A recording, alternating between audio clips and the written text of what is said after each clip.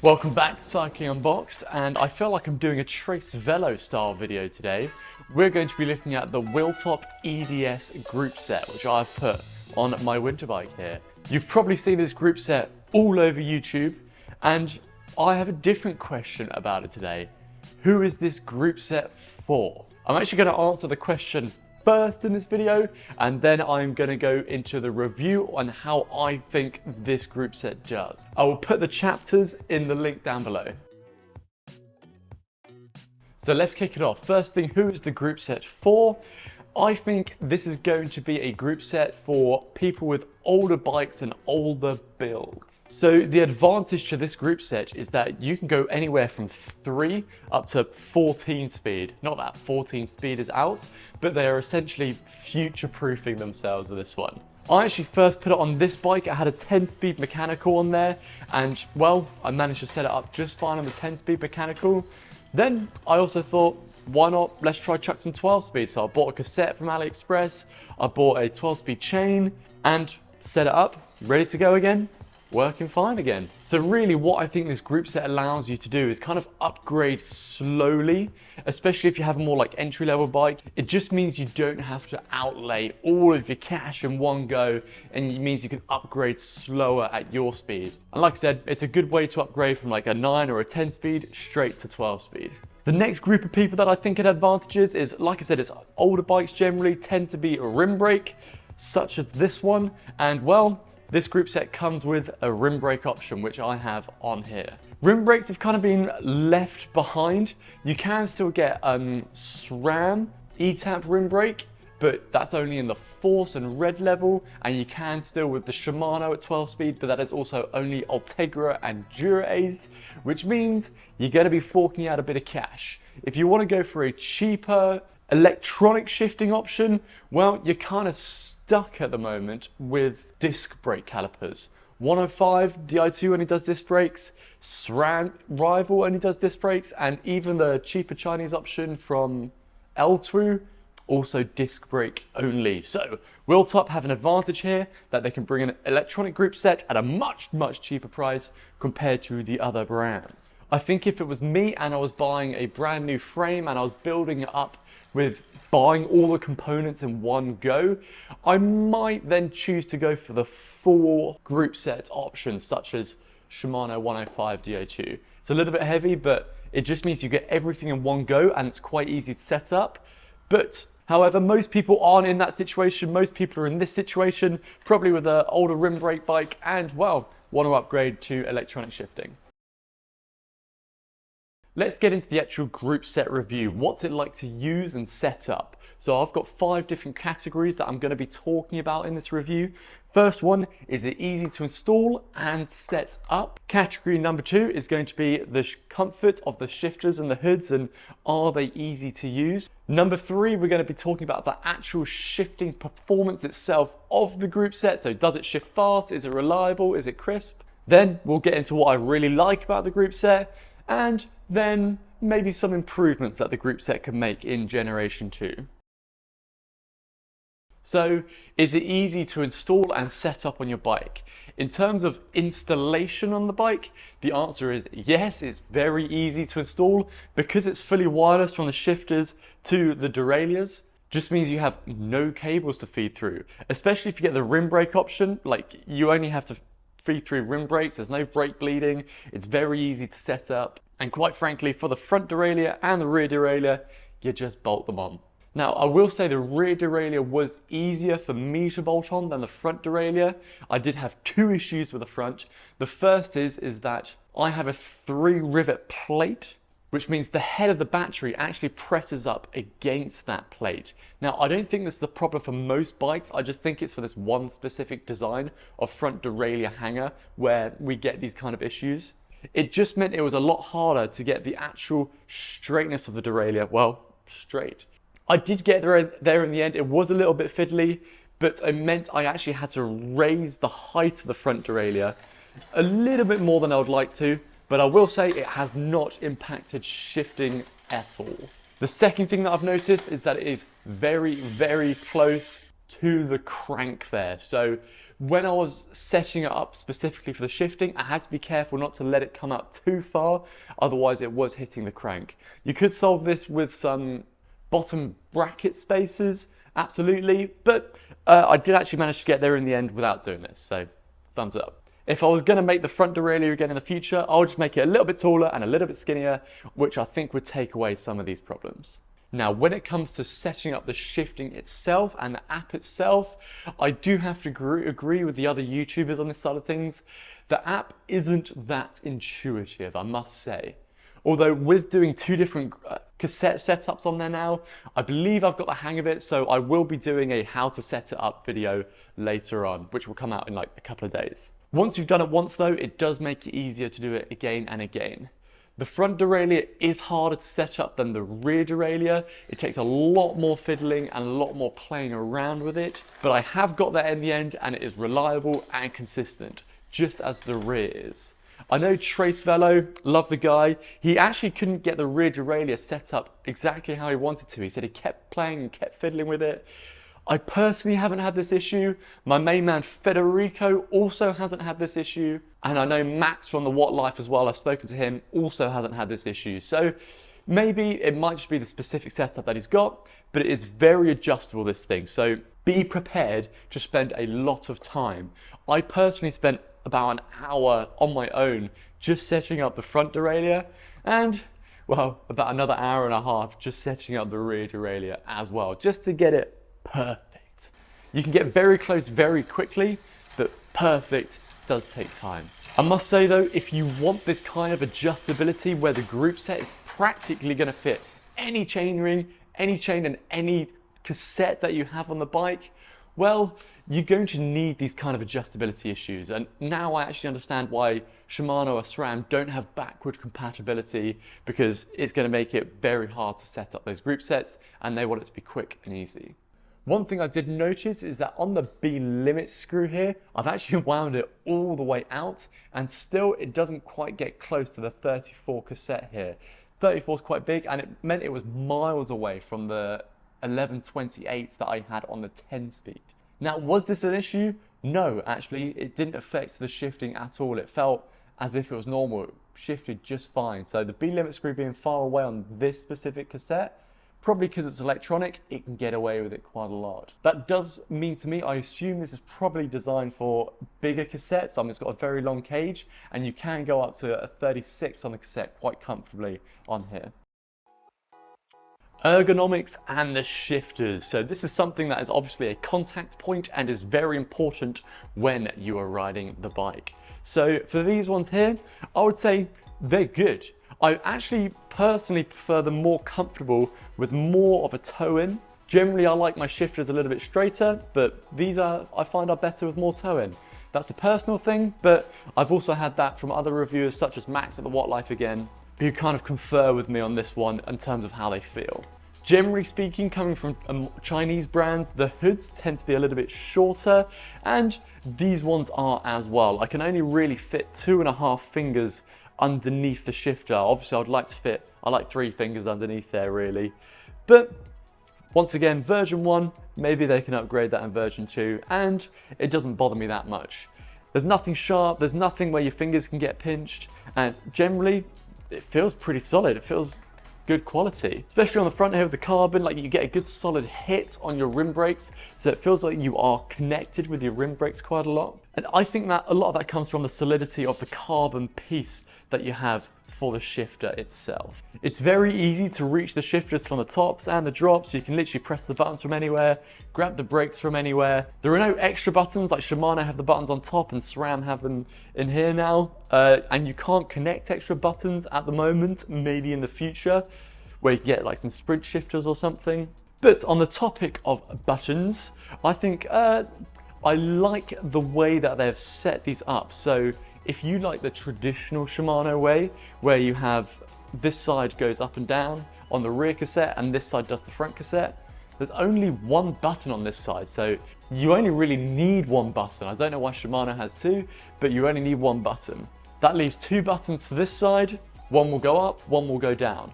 This is adjustable on the app itself, and it is something that I have changed. So the way that I've gone, these big paddles, I find they're a little bit more tactile and reliable to touch than the smaller one here. So this smaller one now does my front derailleur, and the bigger paddles on the back do my rear derailleur. This way I've actually set it up more SRAM style, and it's nice that you have the option to do it your way. Because the texture is very different on this, you're not really going to miss it. The second reason I've done it this way is because I want to use this bike through winter, and I like a big winter mitt, and it's much easier just to hit the big paddles with your big winter mitts on. Whilst the buttons themselves are okay, the tactility of them isn't as good as most electronic group sets out there. When you touch them, just that click is a little bit dull. When you're standing here on its own, it is very tactile. You can feel exactly when you've hit it. But when you're out on the road and you've got the road vibrations going through, that click isn't as tactile as I'd like it to be. You just can't feel it and you can't hear it as much as you want to. So I do find with this group set, I end up pushing a little bit harder just to guarantee I've got the shift. I have found when I first rode it that I didn't quite shift every time I hit it because, well, I didn't press it properly. After the first ride, I mean, you get used to it pretty quickly and just put a little bit more force behind it, and that works just fine. What about the quality of the shifting itself, the derailleurs? I must say, I've been quite impressed with this. The shifts are reliable, they are crisp, they do what you want them to do, it doesn't miss a beat, the chain doesn't drop on the front. When you're trying to shift up lots of gears, it does it very quickly. It does the same going down all the gears as well. And it's just nice to know that when you hit that button to shift, it's going to shift. In terms of shifting speed, everyone's been leaving on casual mode, myself included, because if you leave it on race mode, it does drain the battery because, well, essentially the shifters never go to sleep. But I've been just fine with casual mode. You hit the button, it changes very sharp and very crisply, and it's great. If you blindfolded me and put like a Shimano shifter on here, so it felt like a Shimano, I would say, yeah, that's a Shimano shifting group set. So in terms of comparison, for shifting speed, it's quality. Actually didn't matter if I was on 10 or 12 speed, the shifting feels exactly the same. It just feels like an electronic group set. Now, does it shift as fast as Shimano or SRAM? I'm gonna say no, but not to the extent that it will bother you at all, really. If I was going to imagine a number in my head, if a Shimano group set shifts in 0.5 of a second, this will shift in 0.65 of a second. It's that much of a difference, really. It's very minute and almost imperceivable to tell. A lot of that, what may be holding that back is I only tested it on the older 10-speed Shimano Dura-Ace, and I've also only tested it on a YBN chain with an AliExpress ZTTO cassette here. So maybe if you had a Shimano setup or a full SRAM setup, that actually might solve itself on that one. You might get just that little bit faster shifting. But like I said, the crispness, it works so well. It's just bang, next gear, and it shifts perfectly every single time. So the rear derailleur I am rather impressed with. The front derailleur, it is the area where you notice that speed difference more. Like if you've ever tried the new 12-speed Shimano, God, it just goes up, down. It's so fast. One thing I will say, the front shifting is a little bit slower than both Shimano and SRAM. Not much slower, like if it takes half a second to shift up on those two group sets, this will take 0.7 of a second. We've just done a side-to-side comparison, but it doesn't feel like it takes a long time, so really, I don't think it's a bad thing at all. And it does have the feature where it shifts depending on where you are in the cassette. So essentially, it tries to stop any chain rub on the front derailleur, and it does work. Yeah, not the fastest on the front, but does more than well enough on the job. Let's talk about the things that I do like about this group set. And the first thing that I really like about it is the aesthetics. It is a rather aesthetically pleasing group set. I mean, you've got carbon on the shifters, you've got carbon on the rear derailleur, and one thing I'll give it is that it blends into any bike very well. Essentially, it's not standing out, it's not glaring itself at you. It kind of just suits every single bike. It kind of blends into the background as if it's camouflaged. And I quite like that. It doesn't draw the eye at all. Maybe if you like your group set to be a bit more bling, that might not suit you, but like I said, it's dark, it's got a good color scheme, and it fits into most bikes really well. The next thing that I really like is the backward and the forward compatibility of the group set. No other group set that you can buy lets you adjust how many gears you have on the back of your cassette. This means that maybe one day in the future when the 14 speakers group sets come out, you can then quite literally just swap the cassette and the chain and you're ready to go again. I can guarantee you by the time we get to 14 speed, there's going to be no rim brakes left. And this will probably be the only rim brake group set that you can buy that will allow a 14 speed cassette. Speaking of the rim brake stuff, like I said, this is the only real group set that you can buy at the moment that is a good value. This is coming in at £550 in the UK to upgrade to electronic. And well, rim brake bikes have been left behind, and most people that are coming into the sport or want to upgrade slowly are going to be on a rim brake bike still. So it just gives you that option. Another great thing about rim brakes is that they are lighter. Essentially, this group set just doesn't leave people behind.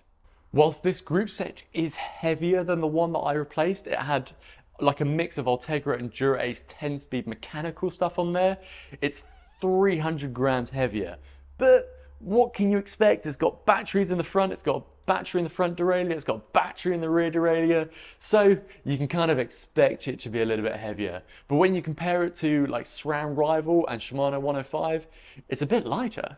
And for me, that's a positive considering that's coming in at a lot cheaper of a price. The next thing that I like is that it's clearly designed for bigger cassettes. So that means as you go up the speeds, basically you can just add bigger and bigger cassettes on the back, just so it makes it easier to climb. Another thing that I really like about this group set is because it's fully wireless, it cleans up the front end of a rim brake bike so much. Just going down from 4 to 2 cables on the front here makes it look so much better, so much cleaner.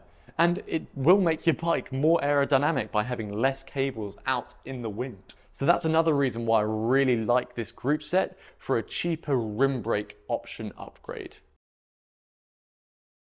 So that's the stuff that I like about the group set. Let's go into some of the things that I think could be improved in future upgrades. The first thing is the length of the hoods here. I would like a bit longer of a hood.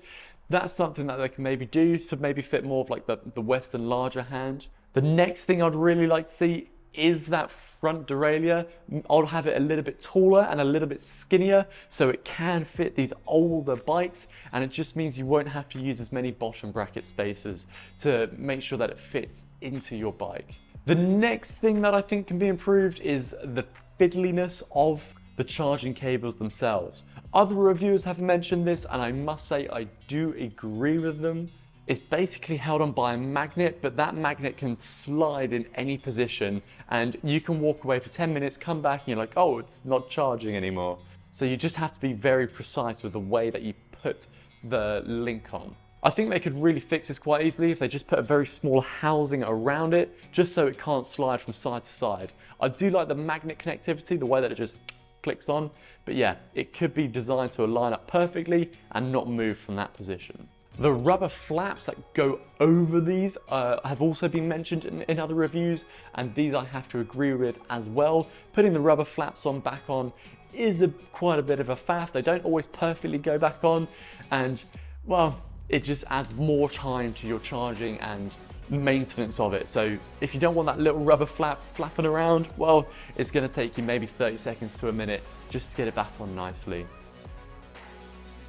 So guys, there are my thoughts and my feelings on this bike. If I've missed anything or something that you lot would like to see covered or answered, you can message me in the comments below. I reply to pretty much everything.